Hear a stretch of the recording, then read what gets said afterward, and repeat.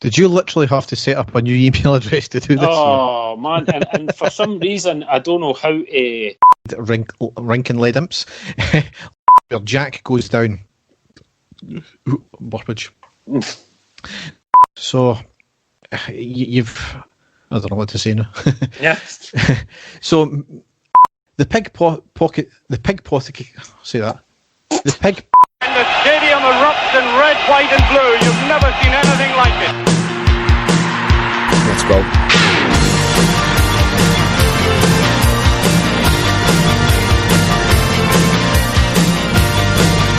Manchester, brace yourself. Rangers are coming!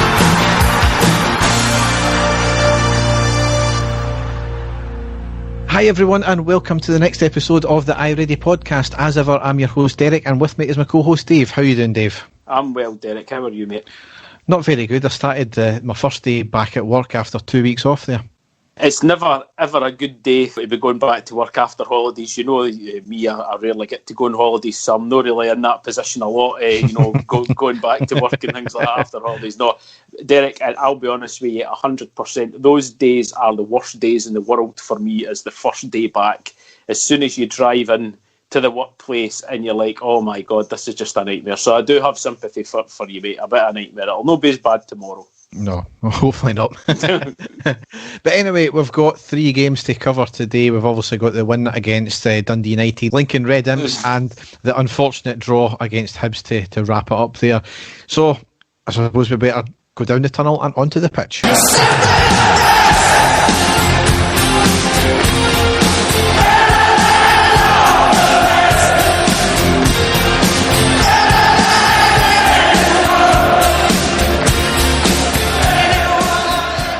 So the first game we've got to cover was Saturday the 12th of September. It was a 4-0 win at home to Dundee United in the Premiership.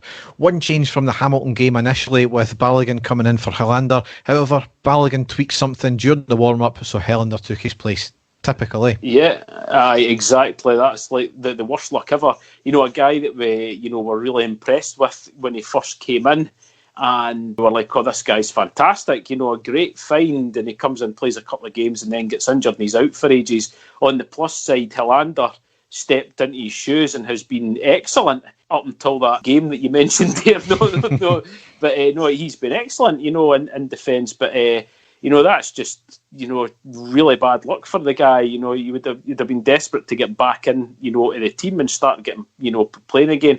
I'm not quite sure what the injury was, Derek, but, that's him. He's, been out for a few games now after that. So here's hoping it's not too serious. No, but you know what it's like with Rangers, though, in serious injuries, we seem to just get them from nowhere. Exactly. And unfortunately, the injuries weren't to stop as well in this game. But yeah. The first half itself, very comfortable, a very competent first half, totally in control. Dundee United only threatened with one occasion. We were moving the ball about well, trying different options. However, we're not working the keeper often enough. Don't know how many times I need to say that.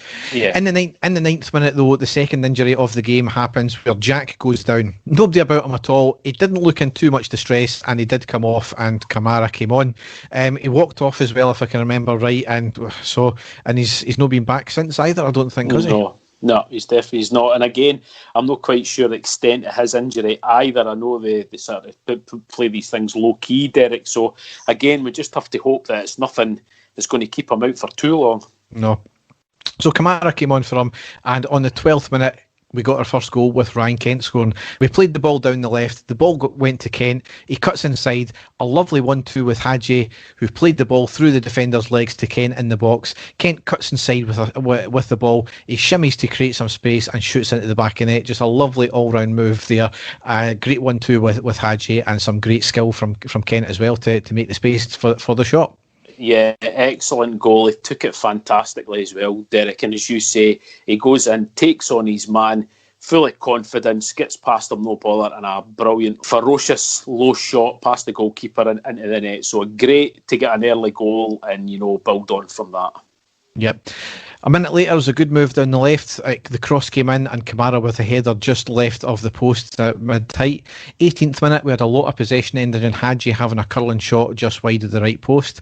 And then the third injury of the game, on the 19th minute, Barker hobbles off with a hamstring injury, and I think he had to be helped off as well. And Morelos came on the 22nd minute for him, so it was a good, I think the play raged on, and it just taken a good few minutes for the stoppage to happen in the game as well. But just another kind of muscular type injury as well. And another player, Derek, that was, I mean, I know that there's a lot of supporters have got their reservations about Barker, but we were the first to admit, Derek, that, you know, he was the more game time he was getting, the more effective that he was becoming. And again, really unfortunate for the guy, you know, because he was, you know, starting to really cement his place in the first team, and, you know, the manager certainly had a high opinion of him as well. So another unfortunate one. Yep. 25th minute, a lovely move ending Kamara to Kent on the right side of the box. Plays the ball into the middle on the ground to Morelos, who may have tried a shot which was, I don't know if it was a shot or a cross, but he tried something anyway. It was right into the path of Roof, who tried a back heel flick, however saved by the keeper. It was ruled offside in any case, but it was still a great move and a great wee bit of skill from Roof there. Yep. 27th minute, shot by Dundee United, but it was a trundler that went well wide. 31st minute was a free kick from Dundee United on the right side of our box, floated in towards the back post, headed towards the front of the post. Roof got his head to clear, but it was offside given in any case. On the 36th minute was a long floaty corner in from the right to the back post. Helander gets his head to it, but it was just over the bar. And then we went 2-0 up on the 38th minute with Tavernier scoring. Barisic on the left, puts a cross in, deflects off the hand of the defender, but goes right to the back post, and Tav, who was under pressure, bundles it over the line. So great awareness there, great putting a cross in as well. And this is a thing that will become a feature of the Hibs game. Just try something, get the ball in, take a shot, do something. Might deflect off the hand, or it could have been a penalty as well, that one, but it might fall to us as well. It's better to have the chance than not.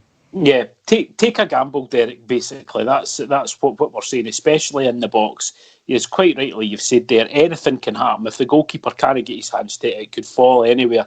I think we have over the years, you know, with the likes of Ali McCoist and Chris Boyd and people like that would always sort of take a gamble in the 6-yard box, and, you know, the vast majority of the time it would pay off. Something that we've been missing a lot, I think, is that sort of poacher in there. And thankfully for us, it was Tav, who we've always said is a fantastic player and things like that, you know what I mean? But he was, you know, it was good for him to get in. I think it's done his confidence the world of good, Tav, getting the goal as well, because I think he's been, you know, he's been a really good player since then. So, or certainly in the next two matches, you know, this one, the next one. So, you know, absolutely delighted. 2-0 up. And I think we were, you know, hoping that we were going to go on and score a lot more. Yeah. On the 41st minute, one of the first inexplicable refereing decisions, Clancy gives a foul for Dundee United against it was against Barisic, despite Barisic being held and he fell over. I don't understand what happened there with the referee. And then Dundee United's only chance of the half on the 42nd minute, they had a corner in from the right. McLaughlin came out for it but missed it. Clark gets a glancing header to it but just goes wide. Very dangerous, as if he had connected properly, it was in the back of the net. Yep. The first piece of concerning play from McLaughlin, I would have said as well. Yeah, I would say so, yep. So into half time, got to be happy with that in terms of, you know, being 2-0 up. We haven't really, we only conceded that one chance at the end there, and the only disappointing thing is not putting their keeper under pressure. But as I said, we seem to see that time and time again. Yeah, and I think at that point, you know, we're 2-0 up and we're really, again, just like what I said there, hoping that we would really put them to the sword and get another few goals, you know, in the second half. That was what I was hoping, because we've seen it far too often, you know, that we're basically trying to walk the ball into the net and it not coming off for us. But as you're about to get into, Derek, thankfully, you know, all of our pressure paid off. Yeah, certainly in the second half we stepped up and we just went for, I wouldn't say the jugular at that point, but we certainly played a lot better. We're trying a lot more things. We're shooting a lot more, which was good to see. 47th minute was a good move, ending in Tavernier playing a great dinked ball to the left to Kent, who plays the ball into the box to Roof, who was in space. He hits a shot, but a good save from the keeper. He got a second bite at it, tried to dink it to Morelos, but it was cleared by the defence. 48th minute, Barisic with a charge and run down the left into the box. Overhits it, but manages to retain the ball and put a dinked cross into the box. The keeper initially saved it at the near post, however he spills it. Ball comes to Hadji, who tried a shot but went well wide. 53rd minute, lovely move with Roof on the edge of the box, plays a lovely through ball to the on-running Morelos, who very unselfishly cuts it back to Kent at the back post, but he just couldn't quite get there. Very interesting from Morelos there, because generally you just see when he gets the goal in his sight, he just goes for it. Certainly in the box anyway. You don't see Morelos passing a lot in the box. He's just got thinking of the goals instantly. Yes. That was maybe one of these occasions where, yes, he was completely unselfish, but he might have been better taking it on himself. Yeah, as you say, really unusual for him. I mean, as soon as it happened, I thought he's going to hit a pop here. Was he being unselfish? I don't know. Was it the fact, is his confidence maybe a bit low, Derek, at that point? So he's maybe not going to go for it. Whereas, when he was, at full pelt for us last season, I think he would have definitely went for it. I'm not quite sure about that one, but I just strange, especially for him to do that. Unfortunately, though, that was the last passage of play Morelos would be involved in, because a minute later, on the 54th minute, an absolute shocker on him. He was left with a visible gash on his thigh. It was a follow-through with the studs, and he had to be stretchered off. It wasn't even a red card, which was clearly a red card every day of the week. It wasn't even a yellow card. It wasn't even a free kick. The most inexplicable decision. Last season or 2 seasons ago, there was a foul that Ryan Jack done on May of Aberdeen, where his leg had nowhere to go. He did catch him on his ankle with his studs, and that was deemed a straight red card. And as we said, he had nowhere else to place his foot. This was similar, but he actually moved his foot upwards to try and get Morelos. It's got to be, Derek, if you think about it, for the height that it was, that's not a natural position to, for, where the gash was in his knee. That's not a natural position. If your foot was, a couple of inches off the ground and you were falling onto it, fair enough. But for your foot to the studs to be that high, how on earth anybody could say that was a natural position for his foot to be? I've got no idea. Yeah, exactly. Now, nothing happened. Obviously, Morelos, he was down for ages. He had to be stretchered off. Yep. Barisic came off as well at the same time, because he was getting het up with the referee. Yep. Now, he had already been given a yellow card, as I mentioned. And you just knew, and it'd be fair to the management, Derek, the way the game was going with the referee, they knew the slightest wee thing, he would have taken great delight in sending off Barisic at that point. We all know that. So, to be fair to the management team, they spotted that. They shouldn't have had to have done it. But going by the way the game was with that particular referee, they knew that he was going to have, in any chance he could, he was going to send him off. So they had to do it at that stage. Yeah, absolutely. Kevin Clancy for you. Arfield and Bassey came on. Now, just want to pause the game here a minute, because quite clearly you were thinking, well, surely that there would be action taken by the compliance officer, Claire White. She had apparently, now I'm taking this text exactly from one of the tabloids. Compliance officer Claire White had until 3 p.m. on the 15th of September to raise a notice of complaint about the incident. If the team of officials at Ibrox on Saturday say they hadn't seen the entire incident clearly, or it was deemed that Morelos' safety had been endangered by excessive force, the deadline passed and no notice of complaint was lodged. Apart from the fact that the English was absolutely woeful in that piece there, it now begs the question, is the compliance officer role changed now? Because I was under the impression that anyone could refer an incident to the compliance officer, who would look at it and then refer it to a panel of 3 ex-referees to see if it merited retrospective action. But the way that read there is she had to contact the referees who were involved in the game and see if they agree that they missed it or that it endangered the safety of Morelos. And then Claire White would then refer it to another panel who would then make an adjudication on it. So for me, that that whole system seems to have changed. So because we all know the story about McGregor emailing the compliance officer constantly about incidents in a particular game because he was pissed off. So I don't know what that is all about there. So ultimately what it leads to then is these referees can't agree that they seen something or they missed something or they believe it never endangered the safety of Morelos. The guy had to go off with a good couple-inch gash on his leg. We only ask for fairness. There's no fairness in that system. I, Derek, as you know, have been conversing with someone I know who's a Dundee United supporter, and I've told you all about some of the ridiculous things that he was sending me, and basically having a pop at Rangers and the supporters and all of that. And he actually posted another thing after that with regards to that incident. And it doesn't help when you've got former referees out there who are coming in and saying, no, I don't think it was a red card and stuff like that. But what got me about that, and it was in the newspapers, I can't even tell you who the former referee was. You know, he didn't believe it was a red card either.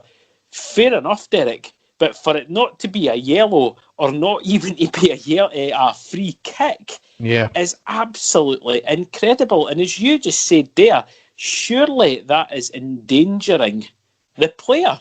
The height of where his studs were, on his knee. If that's not endangering a player, then I don't know what is. I'm completely flabbergasted by it.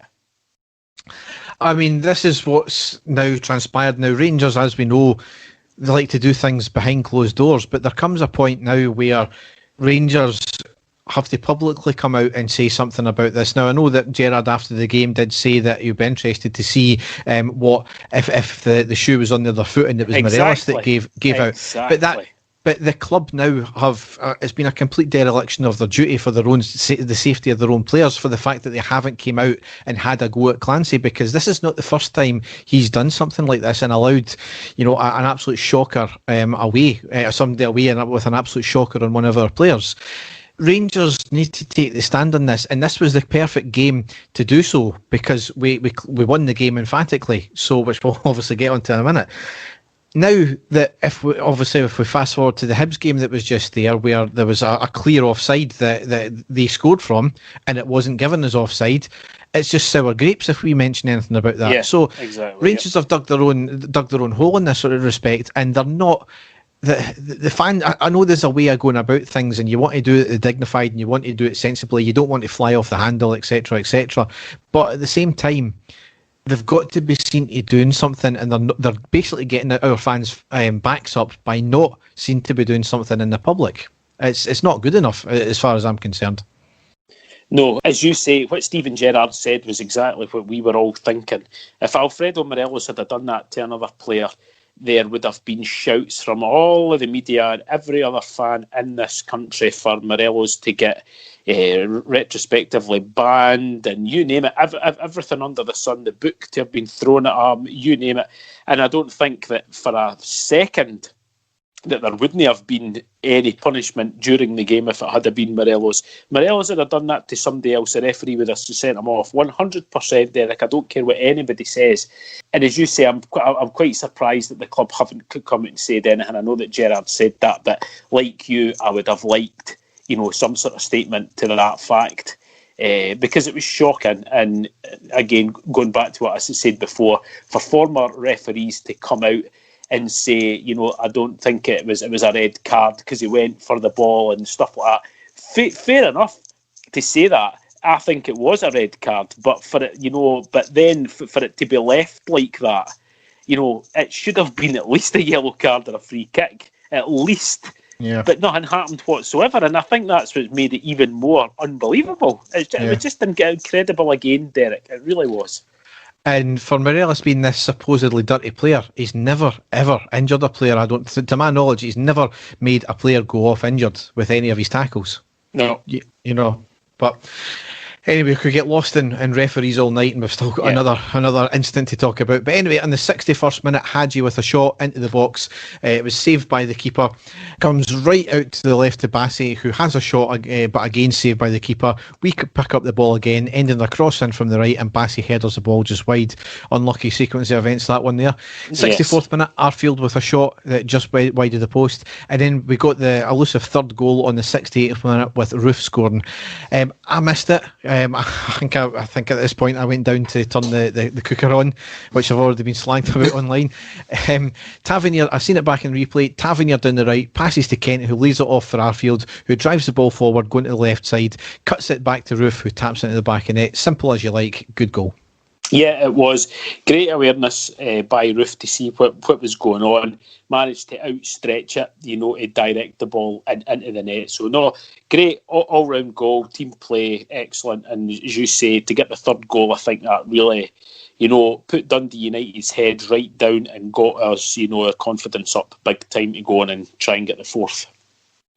Yep. In the 80th minute, Roof to Arfield on the right side. Arfield gets the ball to the edge of the box on the right, has a shot, keeper makes a good save, and puts the ball out for the corner. 85th minute, United with a shot on the edge of the box, comes off the bar, comes back out, and the follow-up was ballooned over the bar. Very, very unlucky that from Dundee United, and probably more importantly, very lucky from us there, because it was almost a certain goal. Yeah. 86th minute, we got our fourth goal and finally wrapped up the game. And it was Arfield that scored. Kent, with his back to goal on the halfway line, looks up and dinks a lovely ball down the right to the on-running Hadji.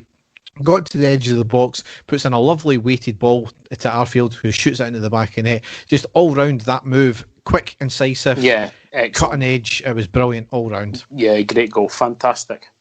And on the 93rd minute, Kent with a shot well over the bar, and that wrapped up the game. So ultimately, a great 3 points. It was great to, obviously, I'm not going to say old foes, but it was great to put Dundee United back in their place as well after them, bleating on for so long as well. And especially after they got that win in the Cup a few years ago as well, as we were making our way back up the leagues. This is just the first bit of retribution for all the shite they gave us, wasn't it? It was great, Derek, and it was great to show them, as poor as they are as well, because we really did completely outplay them from start to finish. And, the 4 goals, I think we should have had more against them, to be honest with you. And I think if it had been about 6 or 7, it wouldn't have, looked out of place, because we really did completely outplay them from start to finish and create a lot of chances against them. So, but just delighted, Derek, that it wasn't another one of these games where we're just, constantly having all the ball and not putting the keeper under a lot of pressure. So delighted with the result, and delighted with the performance, and delighted to get it right up that Dundee United supporter that I was having the words with, that I told you about as well. So, as well as getting the 3 points and the 4 goals, it was a record-breaking result as well, because it was the 7th game in a row at the start of the season we hadn't conceded a goal in, and broke a 114-year record, wasn't it? Yeah, fantastic. Yeah, really, really pleased with that one as well, Derek. And give all the praise out to the defence and the goalkeeper as well, because you said that a while ago, Derek, about McLaughlin. We weren't sure that he was going to come in and really put McGregor under a lot of pressure, but he's seized his chance and goals, and he's been excellent for us, Derek. And and quite rightly in goals. I mean, we all know McGregor's an absolute class act goalkeeper. But McLaughlin has made it impossible for the manager to drop him. So really, really good, and delighted that that's another record that we've got, and I can't see that one getting broken for a long time. So no, absolutely delighted. Yep, absolutely. So it leads us into the next game, which was Thursday the 17th of September. It was away to Lincoln Red Imps, where we won 5-0 in the Europa League second round qualifiers. So obviously it was not a home and away game, it was just a one-shot game. Yeah.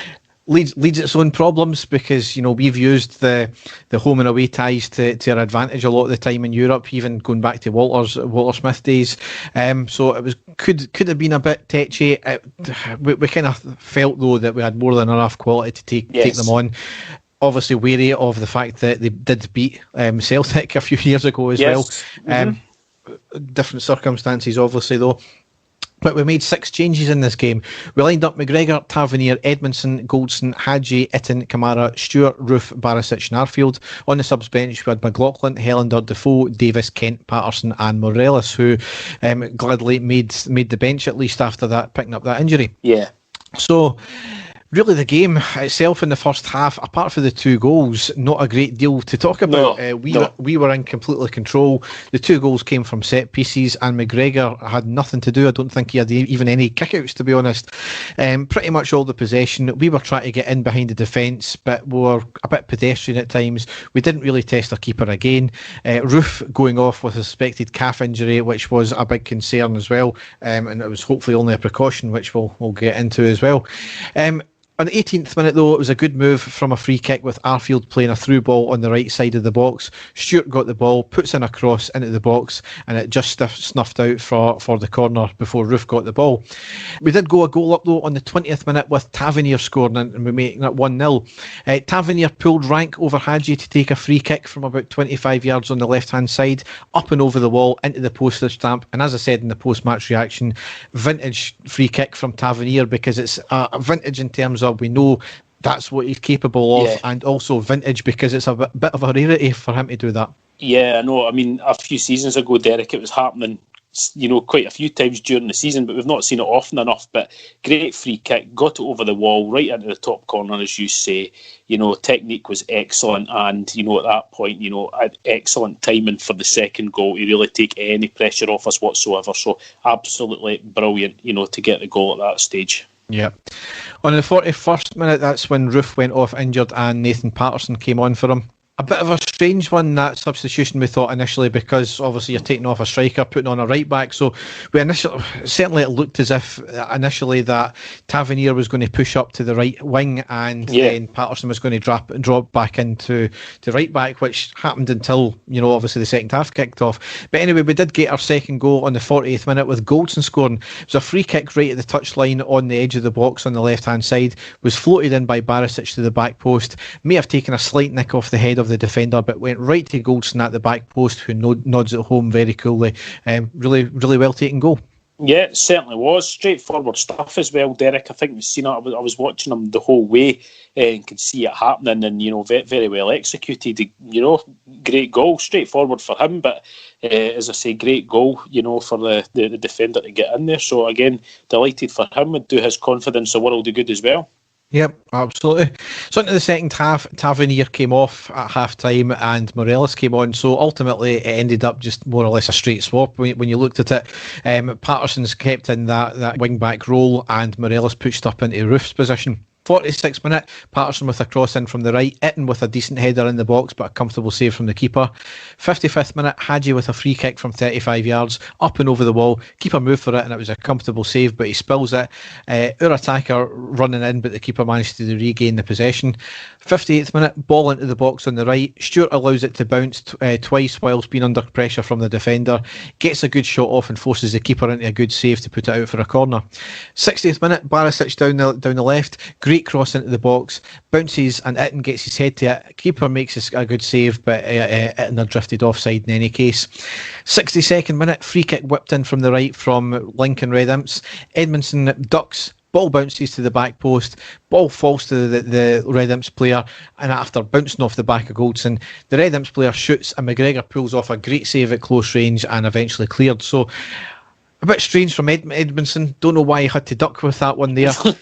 But with McGregor not having literally anything to do all game, comes virtually out of the cold to make his first one of the first starts of the season and makes an absolute amazing save. It pays to have two great keepers, doesn't it? Exactly, and it shows that's the mark of a great goalkeeper, though, Derek. that awareness, to be able to do, because we used to see it years ago for the likes of Andy Gorham, Stefan Klos, the mark of a great goalkeeper, somebody that's not really got a lot to do in a game, and then out of the blue can pull off an absolute world class save. It just shows you, that's what it takes to be an elite goalkeeper, and Alan McGregor certainly is. Yep, absolutely.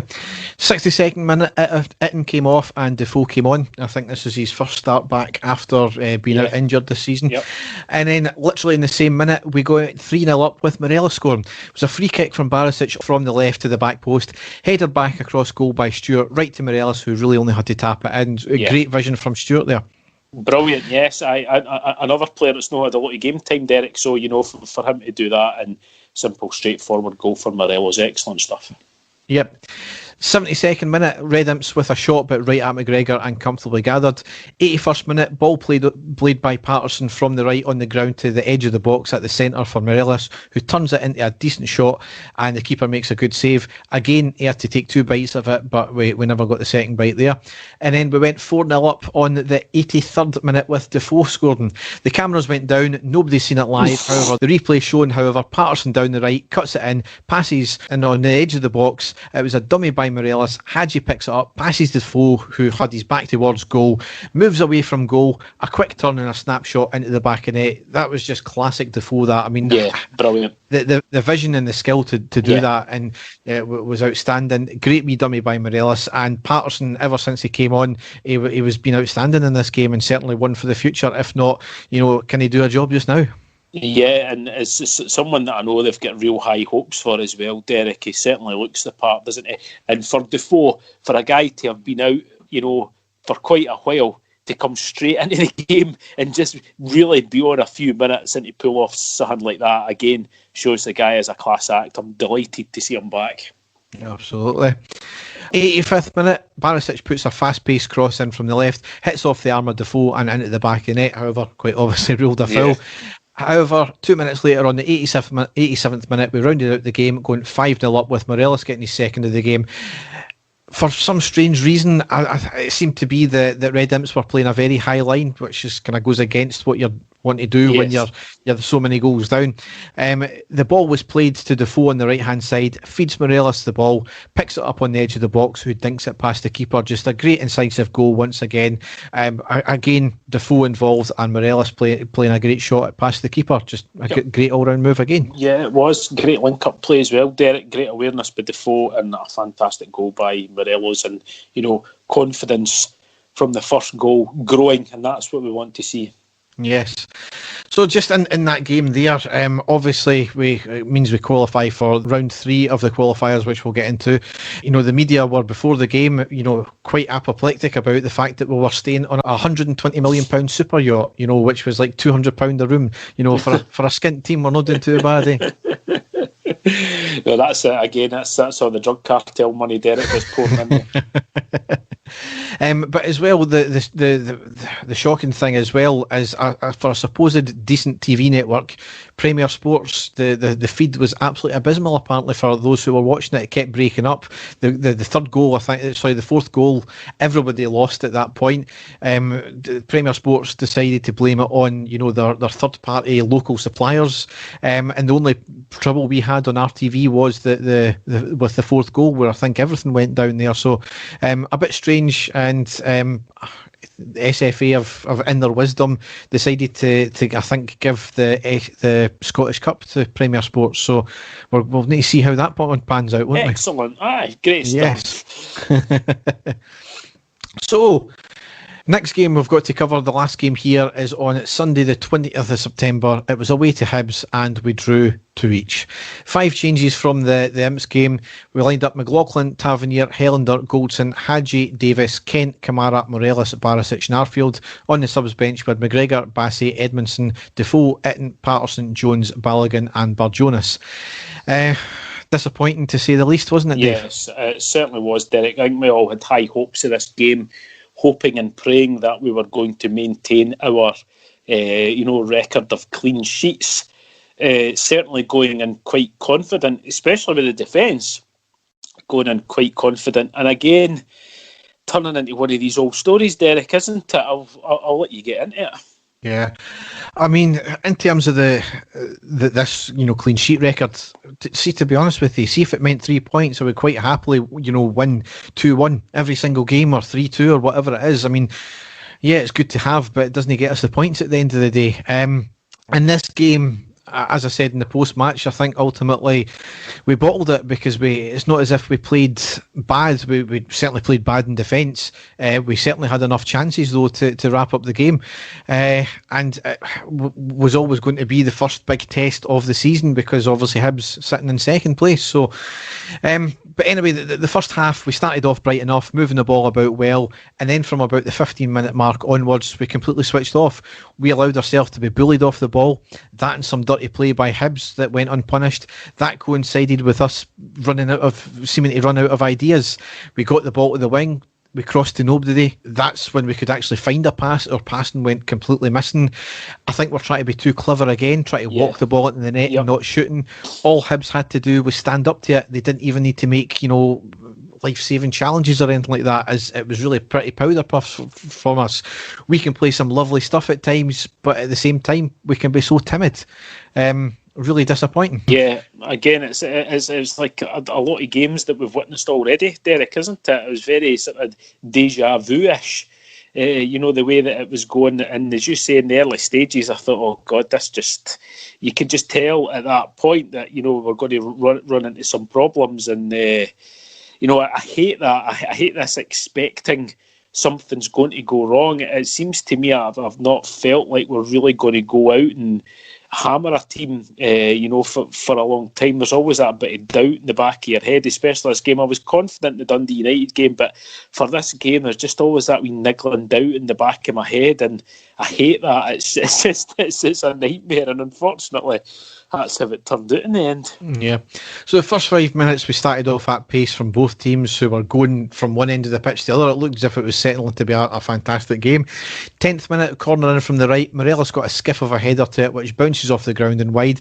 If he had connected it, it was going into the back of the net. Yeah. How many times do we need to say this as well? I know. 13th minute, lovely move down the right, ended in a pass into the box to Hadji. He then cuts it back to the near edge of the box to Arfield, who has a low, powerful shot, going goal bound, however blocked by the defender. 16th minute was a corner from the left by Barisic right to the back post. Goldson gets his head to it and it loops into the arms of the keeper for an easy take. 17th minute, long pass up to the Hibs attacker on the edge of the box. He chests it, turns, has a great shot. It was going into the bottom left corner, however, fantastic save by McLaughlin to put out for the corner. And then on the 21st minute, we went a goal down with Hibs scoring.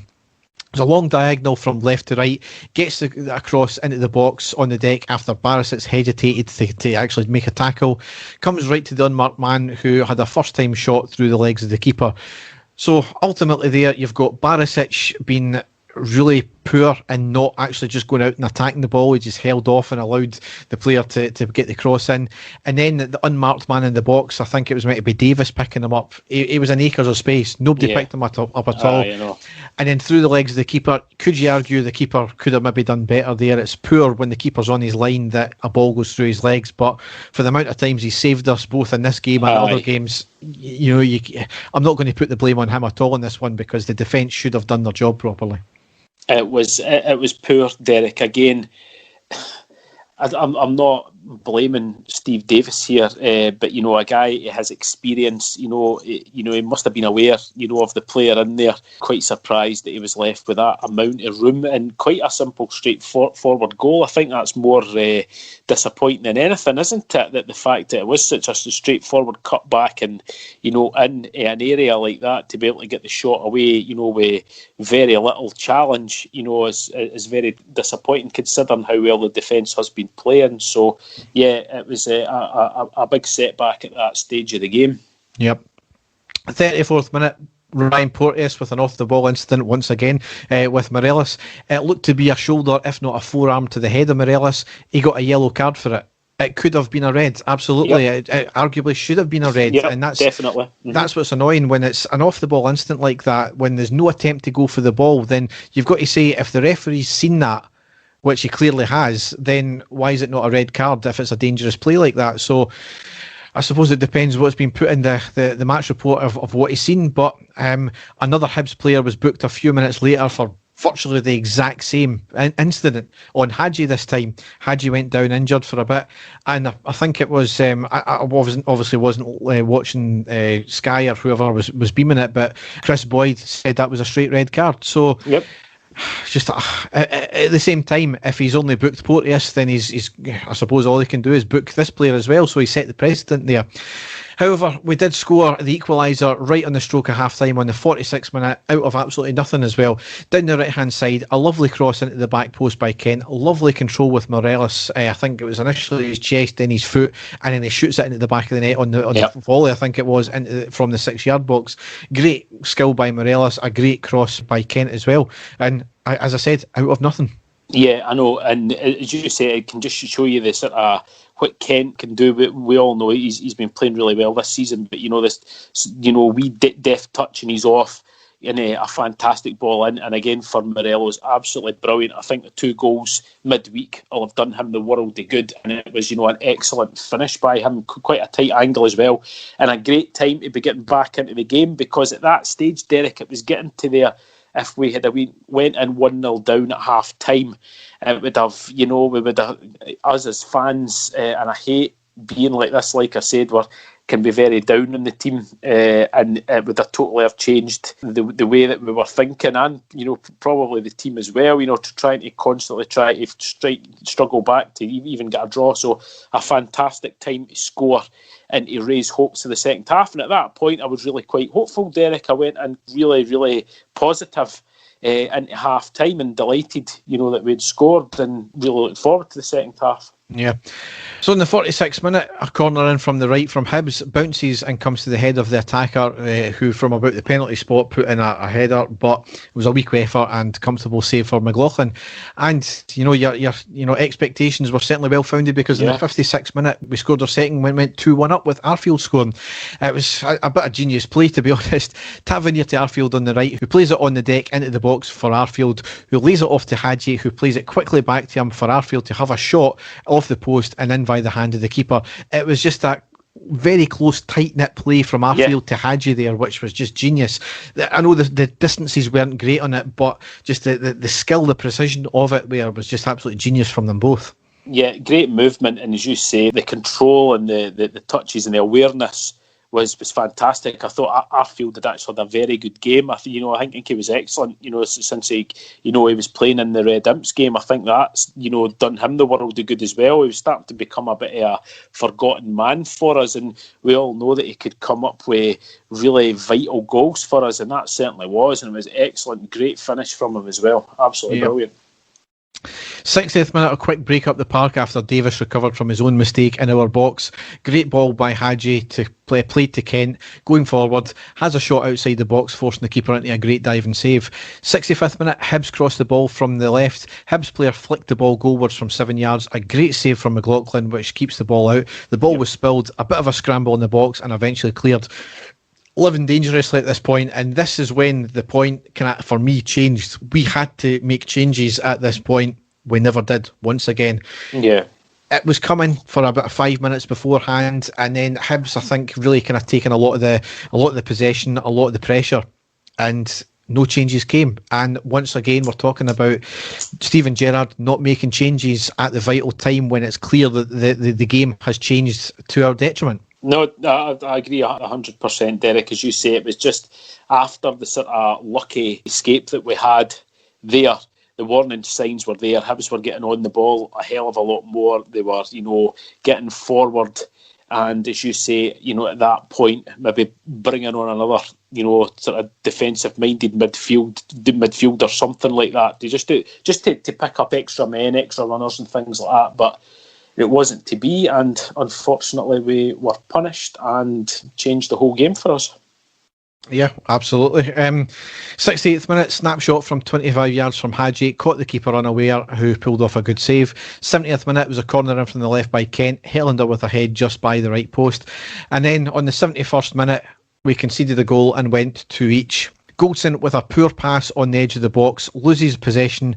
It was passed wide. The Hibs player was clearly offside, but nothing given, as per usual, despite the shots, subsequent shots showing that the linesman was right in line with it, very close distance away from it as well. And for him not to see that is absolutely abysmal. Tavernier cuts across the attacker in the box, who, if there was any touches at all there, he would have went down like a sack of spuds, and a foul would have been given, if not a red card as well. Ball on the edge of the box. Tavernier does absolutely nothing to attack the ball, much like Barisic for the first goal. He allows the attacker to cross into the back post. The Hibs attacker heads it past the keeper. And Helander, I don't know what he was doing there. I don't know if he was getting held down or what, but if not, it was a piss poor attempted jump to try and get that ball as well. So an absolute calamity of errors there, starting from Goldson. Rather than doing what he'd been doing all season so far and just clearing his lines, he tried to play the fancy wee pass out, which he lost out to. Tavernier pish defending again, not attacking the player, and then just a bit of poor play from Helander as well, not clearing his lines.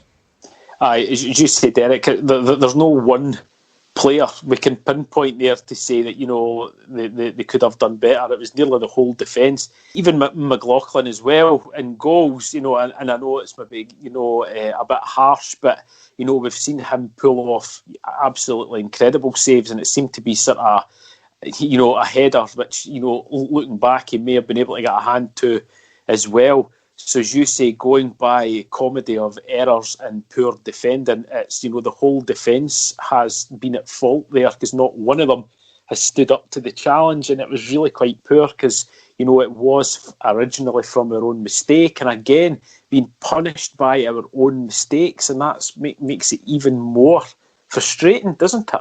Yeah, and this is what I keep saying as well, and I'm not going to take anything away from them, because the Leverkusen goal aside now, that was a great piece of skill as well from the Leverkusen player. Tavernier and Goldson have been absolutely solid this year.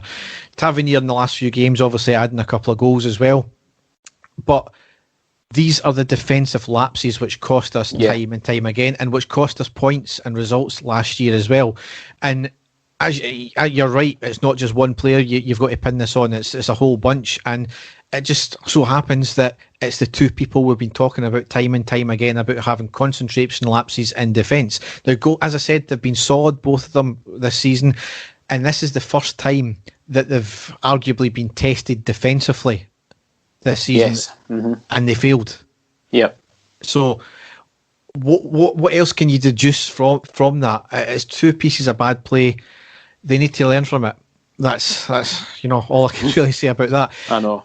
But anyway, in the 75th minute, Hadji came off and Defoe came on. As I said in the post-match, I just don't understand that substitution at all.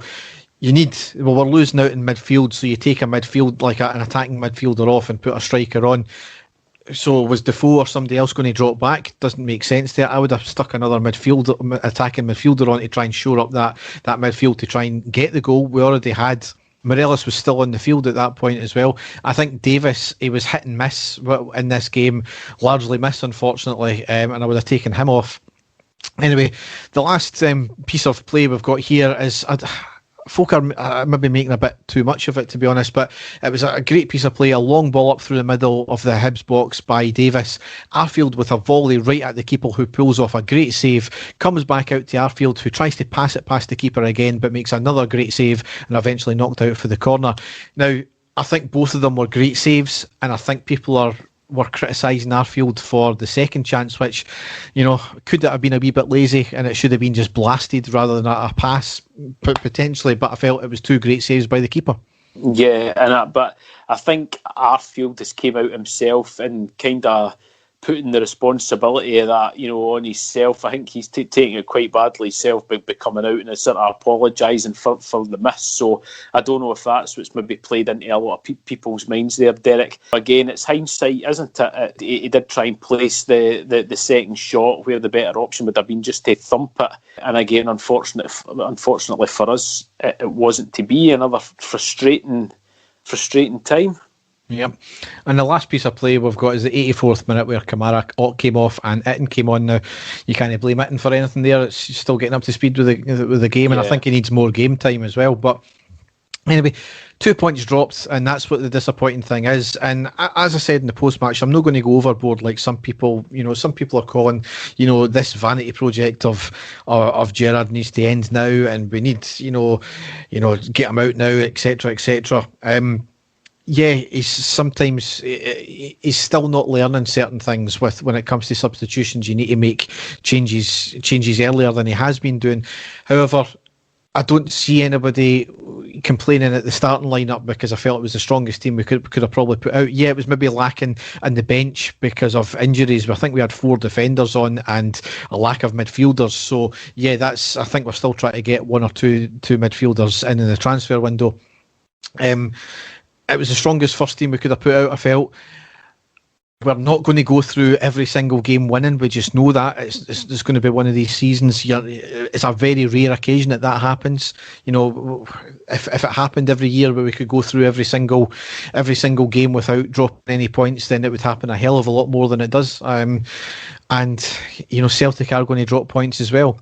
But it's left us in the league. Played 8, won 6, drawn 2, lost 0.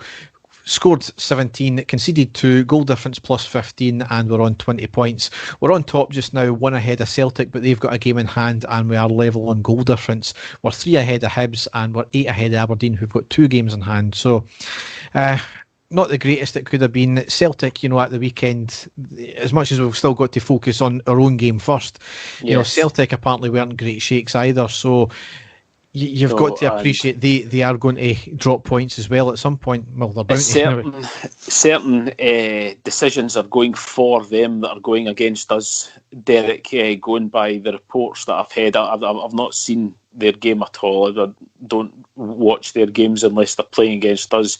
Certainly what I've read on social media, they got a major decision for them when it came to a sort of offside decision, whereas the major offside decision, which should have went for us, went against us. It's it's fine margins here again. We just don't seem to be catching a break, Derek, and it's decisions like that, these decisions that ultimately cost you points. And looking back at great winning seasons that we've had, there have been a number of times that we've won games by 1 goal, and we've been able, we've had the players to have the mentality to be able to, keep it like that. But for some reason, we seem to, as you say, bottle it when the time comes, and that's the worrying point for me. I'm not being stupid enough to throw the towel in our end, Derek, because we are at this present moment in time top of the league, and we've only conceded 2 goals all season, which is excellent. It's just the manner and the way that happened is very annoying. For us, I still feel that we should be a hell of a lot more clinical, especially in the big games, and we're not. And I honestly don't know what the solution is. I still don't think our shape is right, Derek, but I've been saying that for a long time. I really feel that we're missing somebody else on, that can genuinely play on the right in a more forward position. I feel that we are shoehorning players into that sort of right-hand side, the attack position. I think the manager thought he had it with Ruth, because that Ruth can play anywhere up front, but unfortunately he wasn't playing. And I just feel that playing strikers on the right hand side or attacking midfielders on the right hand side, I don't know what it is. I don't know if we're needing just to go back to basics and play the 2 up front, even if it is playing Ryan Kent up front with 1 striker and just letting Kent float about like what we've done in the past with certain players. I honestly don't know, but we're struggling on that side of the ball, I think. And we have got Tav that has been playing better and going down the right and putting some good balls and stuff like that. But I think he does need help again there. That's my own personal opinion. Folk might say, no, that's a lot of shite. We need a centre midfielder that can really put give us a goal threat. But that's my own opinion that we've not fixed. I just feel that we're off balance a lot, Derek. I don't know what your feelings are on that. I mean, I don't know if it's... You've got to remember we've got quite a few players that we've signed that recently out injured, so that might play into it a wee bit. It's again... stick to the 4-4-2, go 4-4-2, and you've got somebody playing up along with Alfie that can maybe provide that outlet, because he drops back still again too much if there's not anything working from up front. He drops back, which is great because we've seen him in defence sometimes and making these last minute challenges in defence, but when we break forward, we're missing that player up front where somebody needs to fill that hole. So And we don't have that. That's what I'm saying. Even if we did go to a 4-4-2, we've still not got the player that can play on that right side of midfielder going forward. And that's, a position that I would have said was a must for us, just to give us that bit of balance. But, I'm hoping that the manager has got somebody in mind, that we can bring in.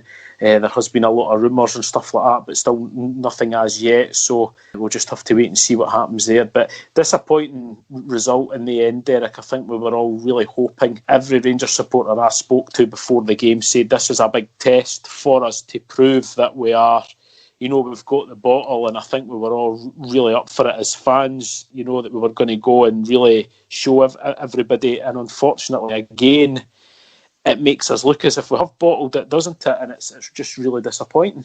Yeah. So it leads us into the next games now, which the next game is on Thursday, the 24th of September. It's away to Willem II in the Europa League Round 3 qualifiers.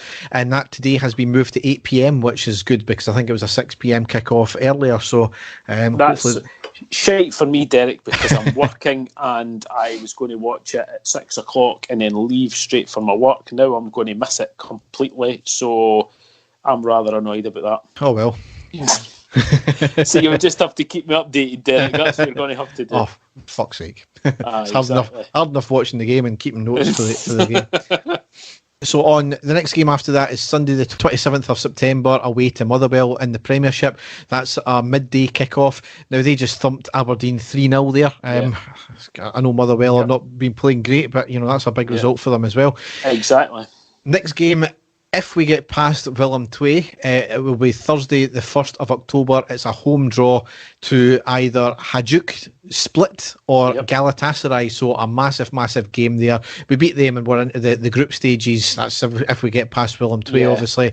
Hard tie either way, I think. I don't know too much about Split, but obviously for them to get to that place, then they're obviously doing something right. Galatasaray, they finished 6th in their league last year. They're not the same team as what they used to be, absolutely. But again, you come up against a Turkish team, it's always going to be hard. Yeah, Derek, I'm not looking any further forward than Thursday. I think I've sort of promised myself that from the start of the season. I'm basically going to just try and concentrate on our next match. This side, for the Dutch League, will be a very good team. We've beaten much better teams or higher standards than them, over the last few seasons. So here's hoping they can do it on Thursday. As I say, I think it will be a difficult match, but I'll wait and see. I'll worry about either Galatasaray or Hajduk Split after we've beaten that team. So we'll just have to wait and see. And as I say, I'll not even get to see it, unfortunately. So that's hopefully they can go out and just put on another impressive European performance as we have done over the last 2 seasons. Yep. This next game depends on what happens with the potential Galatasaray or Split game, which would be Friday the 2nd of October at home to Ross County in the Premiership. Now that's a 19:45 kick-off. So obviously that game will be postponed if we do get through to this next round. And the next game after that is the big one. It's Saturday the 17th of October away to Celtic in the Premiership. That's a 12:30 kick-off. So certainly all to play for. A tough run of games coming up as ever. You've just got to get through them. One game at a time, as I say, Derek. We'll have a hard game on Thursday. As you say, unfortunately for us, Motherwell will take huge confidence in that victory over Aberdeen, and quite rightly so. They'll be well up for it, when we play them on Sunday. So, we just have to hope the next 2 matches that we go out, be as professional as possible and get out of there with 2 wins, and I'll be absolutely delighted with that. Yeah. So, it's now time for the classic match. And there it is! The final whistle's gone! Rangers have won the European Cup Winners' Cup! So, I did say it's time for the classic match. However, when I come to update the website, it's going to say a caption underneath this game I'm going to put here is, David is a lazy arsehole. No, come on, you can't blame that on me this time, come on. This has been, because of work commitments and other things, we have put this pod together at short notice. I know our supreme professionalism, it doesn't sound like that, but it has been at very short notice, and I've not had enough time to go in and prepare a classic match. just with the way that circumstances are. And I think, Derek, to be fair, I think this is maybe the first time that this has happened in maybe about the last 3 years or something like that. So it can't be that bad, surely. So, and delighted with the classic match that we're going over again, because it's certainly one of the biggest matches in our club's history. So I hope everybody enjoys it anyway, because it was certainly a fantastic game and one that we'll never forget. So.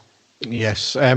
So what we're going to do is we're going to replay what we done in our first ever episode of the iReady podcast back in season 1, episode 1, and that was like way back in, I think it was September 2013. So my God.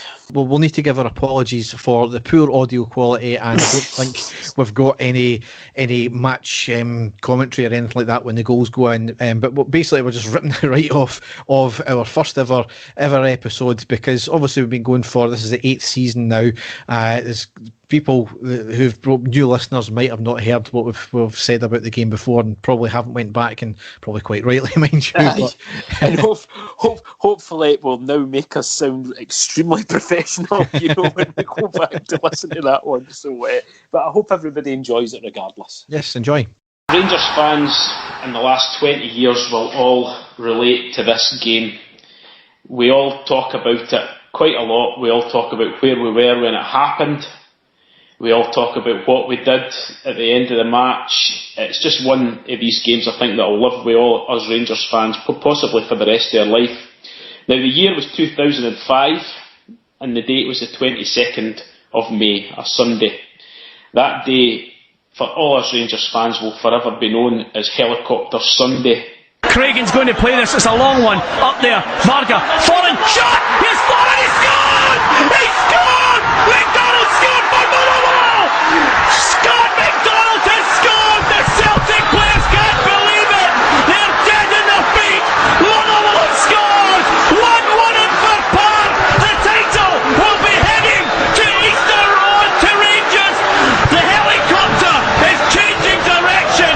Now, as you're all aware, at that point it was going into the last game of the season.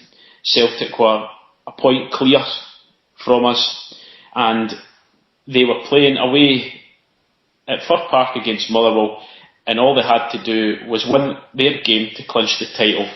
We had to pray that Celtic dropped points, whether they drew the match or they got beat, and we had to win. And at the time, the supporters club that I went with, there was 5 friends that had all put in for tickets, and we'd only managed to get 3 tickets between us, so we kind of drew lots. I was unlucky, I didn't get a ticket, as was one of my other mates, and we were frantically searching for a pub that would show the Rangers game. And every pub in the town that we went out in was showing the Celtic game. Every single pub, there was Celtic fans everywhere. And I stumbled across one pub that had a big sign outside saying Rangers game only. So we went in there, early doors, we got a great seat right in front of the giant screen, and slowly but surely it filled up to the brim with Rangers fans coming in to watch the game. And we'd kind of say to each other, look, regardless what happens, we'll have a few beers, we'll watch the match. And the game kicked off, had quite a few pints, and then we got news, I think possibly about half an hour, about 2:30, that Chris Sutton had scored for Celtic. So they were well on their way to winning the league. So we kind of shrugged our shoulders and said, oh well. We kept watching the game. And then into the second half, of course, Nacho Novo popped up, scored the goal for Rangers to make it 1-0 to us. We hadn't heard anything else coming from the game at Motherwell. The game was going on, and I just had a gut feeling. Oh, you okay there? Oh, that was my phone falling off the table. Oh, right, okay. I just had a gut feeling at that point that something was going to happen. I don't know why, and I turned to my mate at the time. I says, things have gone quiet. We only need Motherwell to score a goal. Things have gone quiet. And then, literally, with minutes to go, we heard a scream coming from Rangers fans in the pub. And we just knew that something had happened, something great had happened at Motherwell. And then, lo and behold, Scott McDonald scores the equaliser. We see on the pitch that the news has got to the Rangers players. You've got Barry Ferguson and Alec Ray sort of you could see that they knew what was going on. They knew they had kind of won the league, and Rangers and Hibs at that point, Hibs had made it into Europe, I believe. They weren't looking to do anything, and then it was possibly the worst game in football history, the Rangers game for them, because it just became a game of passy. They were passing the ball about at the back. They knew that they just had to hold on to the final whistle. And at that point, because of the pub that I was in, and we couldn't hear anything for everyone celebrating, I genuinely thought that the Celtic game had finished a draw. I had no idea that Motherwell had actually went on and won the match 2-1. Everybody was celebrating, the Rangers players were celebrating, and it wasn't until about half an hour after that that my wife, and then fiancée at the time, came into the pub later on, and she says, "Can you believe that Celtic got beat?" And I says, "What do you mean they got beat? It was a draw." She says, "No, they got beat 2-1. And, you know, it was just incredible. It's a day that I'll remember. I was absolutely steaming by the end of the night. We met up with the three guys who were lucky enough to get the tickets. We met up with them later. All these pubs that were full of Celtic supporters were just like empty now, and it was just all the Rangers fans that were out in the town, and it was just a fantastic night. I got really drunk and I was really ill in the morning, but it's a game that I'll remember for the rest of my life, as will the vast majority of Rangers supporters. Everyone will say to you, "Where were you at Helicopter Sunday? What were you doing at Helicopter Sunday?" And everyone instantly knows what they were doing at that time. It's like a iconic moment for us Rangers fans. I don't know about yourself, where you were at the time, or if you've got any special memories of that day, but I'm sure there's Rangers fans out there that'll say, "Oh, I remember where I was when that happened." And yeah, I mean, I was up watching it at home with my dad. I was due to be working later on that night, which I was kind of gutted at, because at the start of the game we knew that, or we thought anyway, that Celtic were going to win it. There was really no hope. It was all really down to, you know, as long as we could win, you know, it's really up to Motherwell to do a job for us. So, as you said, it was, you know, we scored, we done our job. The game kind of, you know, was really boring for the Rangers game after that. And then all of a sudden, you know, like we heard the roar from the crowds, and this was on the TV. We could hear all the Rangers fans singing and chanting and screaming. And we quickly switched it over because the TV channels were showing the games consecutively, and we seen that Scott McDonald had scored. I let out the biggest scream of my life. I lost my voice from that point on. I was jumping up and down. The place was going. This was just me and my dad. You would have thought that there was a crowd of about 1 million people in there. It was absolutely amazing. And then all of a sudden we switched it back. We were absolutely stunned in disbelief. Then, you know, all of a sudden we heard another chant from the Rangers fans, a big scream. So we thought, "Oh yeah, is that game finished now?" You know, we turned it over. Scott McDonald scored again. I know. The second biggest scream I've ever let out in my life. And then all of a sudden, my next door neighbours were having a party and friends over. This random guy just barges right into your house. What's happened? What's happened? And we tell him the kind of score. He starts screaming as loud as he can as well. This total stranger. Total stranger, you know, barges into your house. Luckily he was a Rangers fan, and you know that, so otherwise it could have been quite nasty. My mum would have had to come through with kitchen knives and things, but it was incredible. I lost my voice. As I said, I was working later that night, and I was dreading it before. It was the best feeling ever, because I knew I was working with a couple of Celtic fans. One of them in particular was really bitter. They could not speak at all that night. They were just so, you know, down in the dumps. They were going about their work, just, you know, with a face like thunder.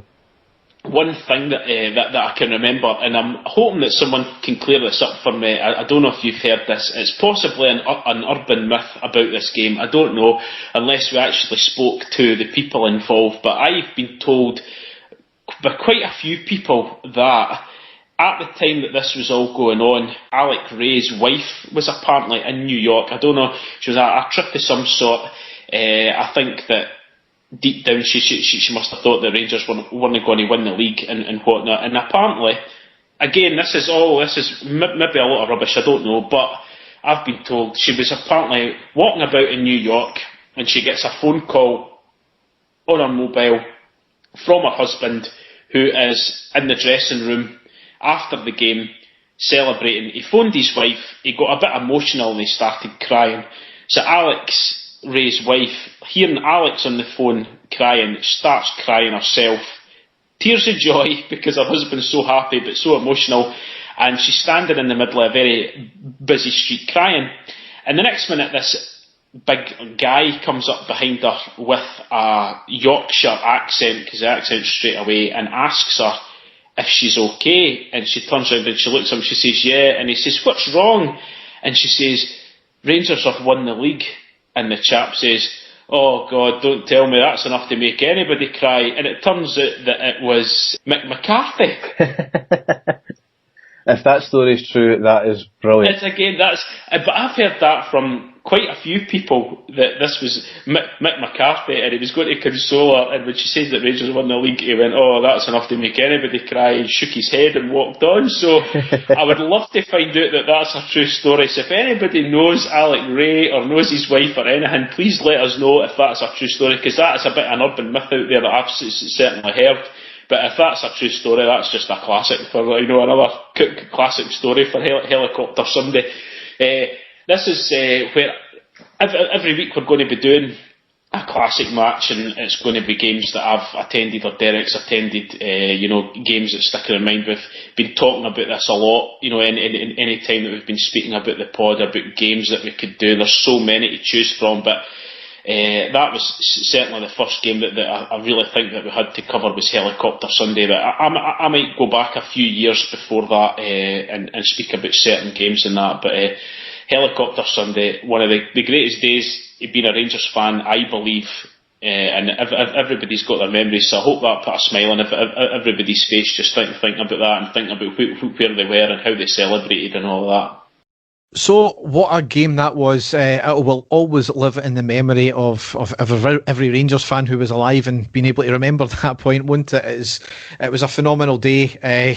You'll never forget it. It's something, that will be told throughout the generations about how amazing that day was. Yeah, and how incredible it was as well, Derek, and how it all unfolded in front of us. It was against all the odds as well, so absolutely sensational. And as you say, it's something that it's like folklore, isn't it, amongst the Rangers supporters, and just a day that I'll certainly never forget. Absolutely tremendous.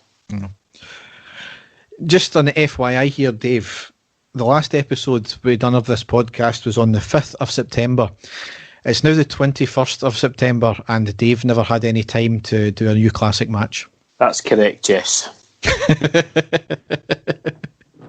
Sorry, Dave, I had to throw that one in there.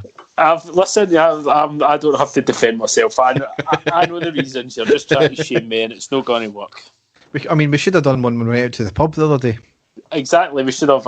Exactly, but we had other things to do, namely drinking. So yes, that's exactly.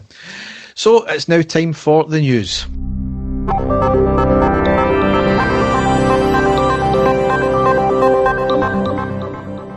So a few stories to cover here. There was a couple I want to just cover quickly because we obviously had to try and cut some stories out of the last podcast because it ran for over 2 hours with Craig in the podcast. So we'll certainly get him back on, and we'll try and cut the podcast down in time as well when he comes back on.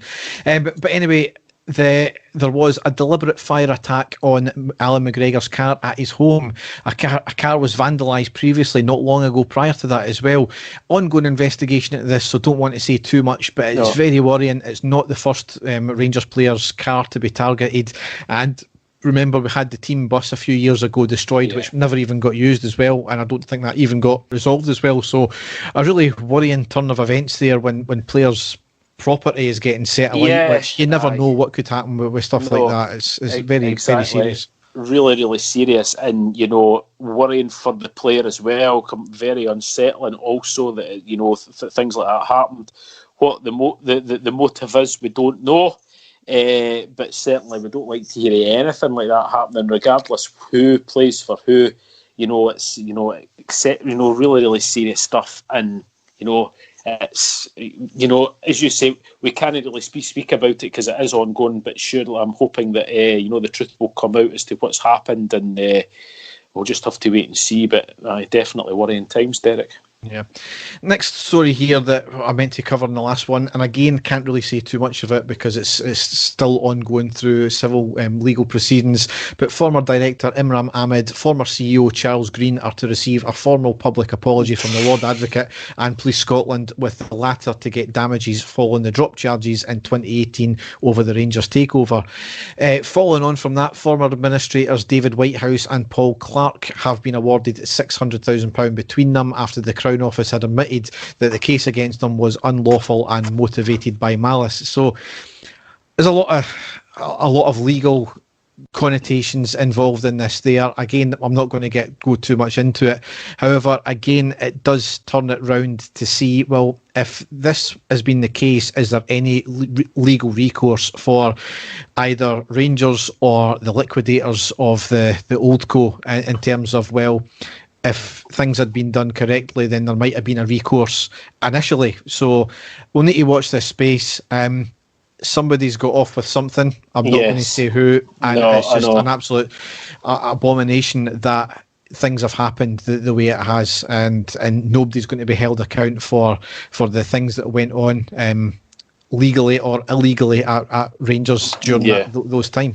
Something that we were all hoping wasn't going to happen, Derek. We have all, pinned our hope on something being done, someone being found guilty, of wrongdoing. We all know that something has happened, exactly like what you said. We've got to be careful what we say here. But as you say, someone looks as if they're going to be getting off scot-free of, doing, absolutely horrendous things towards their club, and it's just quite heartbreaking at the moment, and we can only hope that the truth will come out one day, exactly what's went on. We just really have to hope and pray, but it brings a bad taste to your mouth and brings back horrible, horrible memories as well. Yeah. So the last of the previous stories that I meant to cover was that the SPFL have agreed a 5-year deal with ESPN to show Premiership games across America. Championship, League One, League Two and League Cup games will also be shown. It was previously split over multiple networks in America. For me, with clubs getting their own TV channels up and running with the streaming as well, it feels rather underhanded from the SPFL for the fact that it might hinder any club-led TV deals going forward, given the length of it. Why did they need to agree 5-year deal? I mean, the clubs are now making headway in terms of trying to get their own stuff together. It seems to be working. Why not allow the clubs to do that? I know the reason why, because the SPFL don't get the cut of anything. Yes, well, that's exactly what it is, Derek. It's exactly what it is. And as you say, it's a long-term deal to try and stop that, to make sure that there's still a stream going to them as well, and they'll turn it round and say it's a fantastic deal for the clubs in Scotland and stuff like that, when it is. It's all to do with self-interest, Derek, 100%. Yeah. So, more current news now. Gerrard got the Manager of the Month, and Kent got the Player of the Month for awards for August. So, very justified, both of them there. Excellent, yeah. Next one here, which is really exciting, is our tunnel has been renovated. Apparently the last time it was done was about 30 years ago. It looks, for me, absolutely stunning. The panels have been retained but painted black. There's been blue paint put on the bottom and blue neon all about the place, and kind of silverish plaques and all that, and a big Rangers badge which is all lit up. Some Rangers dads have been saying it looks like a nightclub, but again, I think it's stunning. It's very modern and it's done very tastefully, and if it really has been 30 years since the tunnel's been done, I think it's well overdue, isn't it? Yeah, definitely. We need to move with times, Derek, and the fact that we are still able to keep, a lot of it, traditional as well as modernising as well, really changes the look. It looks really, really impressive. I'm a Rangers dad, Derek, and I was really impressed by it. So there you go. No, really, really pleased. And when the next we do the next sort of tour of Ibrox, I'll be looking forward to seeing that, because I did think it looked pretty stunning. Yep.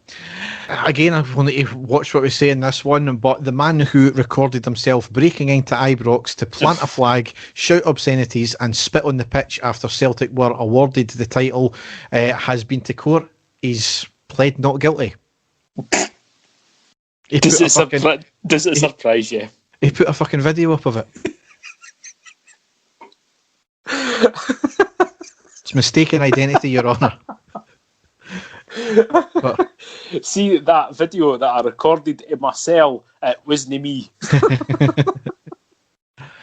But again, we want to leave that there. His trial his trial diet is set for January. So. Oh dear, right, okay.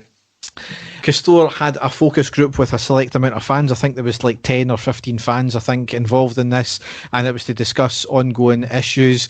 I think, as usual, with some of these things, it did stray into other realms which Castore might have only had part to deal with and all that kind of thing, but it seems to have been well received. A lot of people expecting there to be a lot more information forthcoming. It's a focus group. Yeah. It's one of these things. There's going to be several.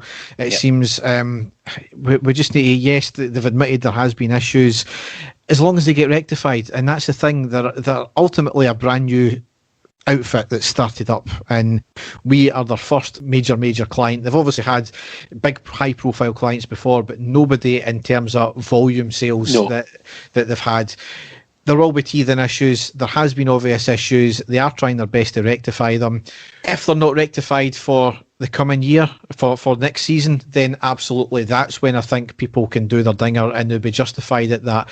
I know it's no help for people who have been affected by, 1, the quality, 2, delivery issues, etc., but they can only do so much at one time, and if there's been a bulk issue like this, then it will take a wee bit of time. And again, I know that doesn't help anybody who has been affected, but as long as they get it sorted out and it is rectified for next year. I think for me, Derek, we spoke about this. I think the main thing is the whole quality thing. You know, I think that's what's been the biggest disappointment. There's obviously been major mistakes made there, and as you say, we just have to hope that they learn from the mistakes and rectify them. You know, there's no any more, and we just have to wait and see if that is the case. I'm the same opinion as yourself. You know, there has been a lot, you know, stuff disappointing. I personally have bought the training gear for my son and had no issues with delivery, no issues with the top. It's been washed several times now, and you know the quality is there. It looks, you know, absolutely stunning. So personally, I've not had any problems, but I know there has been a lot of issues. So as long as they learn from their mistakes. Yeah. After some of the issues with Castore, Club 1872 wrote to Castore looking for some answers, and they've stated that Castore haven't responded to them, nor were they one of the ones invited to the focus group event. So I don't know how to take that one, because ultimately Club 1872 are a major shareholder within Rangers, but they also are a fans group, so they speak for a certain amount of fans as well. Yeah. And something that's came out over the last week or so is that over the last couple of months, 2 directors of Club 1872 have resigned without explanation. And it seems to be that some of them, as Club 1872, perhaps have maybe been left out in the cold after some of the boardroom changes. As I've always said, their role is a bit ambiguous with Rangers, because they were initially set up as a fans group, and then they obviously were getting shares in as well. And then they have got a certain amount of shares that they want representation on the board, which, you know, you could argue, yes, all justified, absolutely. However, they've got that conflict of interest for me. They either are a board member or they are a fans group. I don't know what they are just now, so we need to wait and see how that transpires. And I think they'll be having elections at some point to obviously replace them, you would like to think. But next thing here, Steve Davis equals Northern Ireland's all-time cap record at 119 caps, which is absolutely phenomenal. So no doubt he'll go on to beat that as well with the up-and-coming games. Next thing here is Communications Executive Alice Hedworth has been made redundant. She put the news on Twitter. She did a lot of the presenting on RTV. However, it appears what we were doing with our services now with RTV that she was maybe no longer required. So certainly good luck to her in her future endeavours. Yes, definitely. Yep. Next couple of things here is you tweeted it out the other day. Brian Laudrup, after a 10-year battle with cancer, has been given the all clear, which is absolutely amazing news, isn't it? It certainly is, and just goes to show that the man is God. Cancer doesn't affect God, Derek, and you know, we're absolutely delighted with that. My absolute hero, and he looks absolutely fantastic as well. Let's be honest, he looks just a couple of years older than he did when he retired for football, so he's looking excellent, he's looking fit and healthy, And, I will always refer to the man as God, and I am absolutely delighted for him. And hopefully we will see him back at Ibrox soon, as soon as, the crowds and everything are allowed back in to the stadium. So, no, really, really pleased for the guy. Tremendous news. Yep. Next thing here, a couple of non-Rangers related things, is Celtic and Aberdeen have been fined £30,000 by the SPFL for COVID regulation breaches. However, £8,000 has to be paid to the SPFL Trust. The remaining £22,000 is suspended pending any further breaches. What an absolute fucking joke that is. Does it surprise you at all, Derek? Really? Nearly get the game shut down, yet all you fine them is basically £8,000. And when you look at what St Mirren had to do, go out and bring in, a sort of fourth string goalkeeper to play in their game, it shows you that the people who are running our game do not have a clue what they're doing. There has been blatant breaches there that have put people in danger. And that's all that happens. It's quite incredible, Derek. So it doesn't surprise me in the slightest either, though, to be perfectly honest with you. Yeah. And the last piece of news here I've got is Sturgeon has paused the phased return of fans coming back to football until the 5th October at the earliest. That's clearly now, after what's happening now, is going to be extended. We're not going to get fans, for me, until at least next year. Test events did go ahead, though, strangely, for the Aberdeen versus Killie and Ross County versus Celtic. The fans were not allowed to sing, shout, celebrate, so really, what was the point of it? And the irony is, those are the two teams, or Aberdeen and Celtic, two of the teams that nearly got the game shut down in the first place. Exactly. And that was the biggest laugh out of it all, Derek, let's be honest. If the biggest farce there is of what happened, and then for those to be the two teams that it was allowed to be against is just incredible. It really is. Yeah. So, nudist chases boars through park after they steal his laptop. There is no greater feeling than relaxing in the park on a fine summer's day, with your bollocks exposed to the world. Perhaps, if you're feeling really indulgent, you'll enjoy a little surf of the web while you're at it. But for one bloke in Germany, the most pure of pleasures was ruined by a family of thieving boars, who emerged seemingly out of nowhere before nicking his laptop and charging off. Landed in this most frustrating of predicaments, the guy did what most of us would do and gave chase, as countless onlookers pissed themselves laughing. Pickpocketing took place on Wednesday at Tuflassee, I think that's how you pronounce it, a popular bathing spot to the west of Berlin.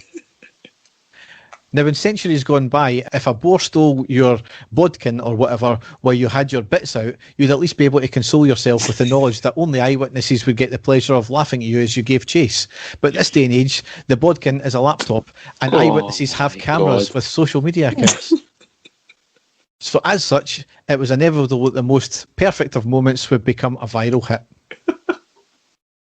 And Derek, I was when you were talking about a family of boars to start off with, I had the vision of like mother, father, and two children. Train spotters were the ones that had done it when you were talking, but it was the pig type of boar that happened. But there you go.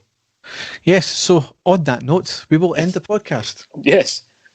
So as ever, if you want to check our stuff out, you can go to our website, which is ireadypodcast.wordpress.com, and I've partly got it updated and up to date with the games. I still need to fill in some of the descriptions and the other post-match reactions.